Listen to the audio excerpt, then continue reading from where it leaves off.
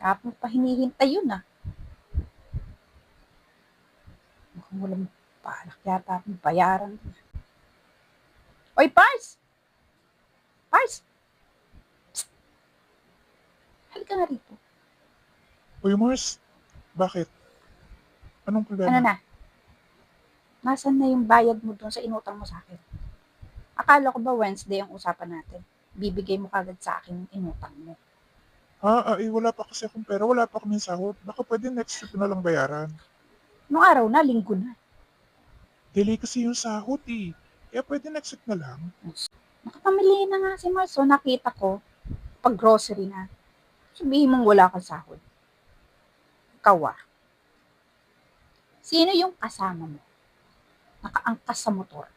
Ha? Nakaangkas? Hmm. Sino? Wala. Walang nakaangkas sa motor. Sino yun? Huwag ka mag-deny. Kilala kita kahit naka-helmet ka pa.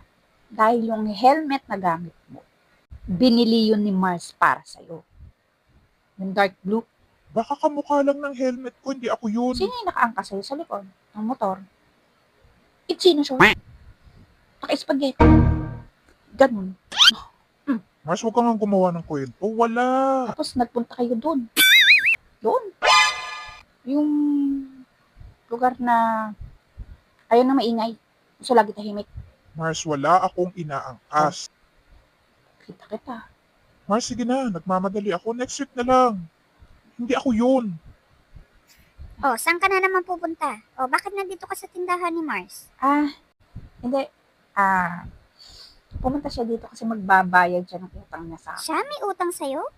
Ano nangyari yun? 2,000. Ha? 2,000? Ano yung utang niya sa'yo? Hindi, sa bigas yun. Kasi kumuha siya ng bigas na 1 sako. Yun yung dinala. Sa inyo. Sa akin galing. Hindi lang siguro nasabi sa iyo ni Pars. Kalimutan siguro. Yung bitbit niya nung nakaraan. Diba? Maganda yung bigas mo magandang isaing. Bayad ka. Kaya mo sumbong kita. Ha? Isumbong? Ang alin? Dapat nung Wednesday pa siya magbabayad. Kaso, nakalimutan din siguro na pumunta rito kasi busy yata sa trabaho.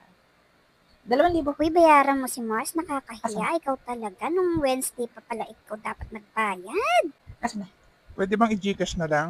Sige, sasend ko sa'yo mamaya, ha? Anong mamaya? Ngayon mo na Ay, isend. Gcash mo na lang. Walang problema. Wala Sige. talaga akong lusot sa'yo, di ba? Ngayon na. Pwede mamaya na lang. Marso. Mamaya. Ngayon na. Oo na, eto na. Na-receive mo na, Mars? Ako, pasensya ka na ha. Ito na. Receive ko na. Sa susunod 2,000. magbayad ka ng maayos. Kaya kay Mars. Salamat, Pars. Salamat din, Mars ha. Pasensya ka na.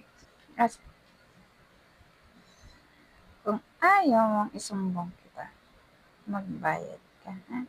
Nawalan tuloy ako ng pambigay doon sa isa. Okay. Itiko mo yung bibig mo, ha? Nakabayad na ako, ha? Hindi pa isusumbong. Hindi pa magbabayad ng utang.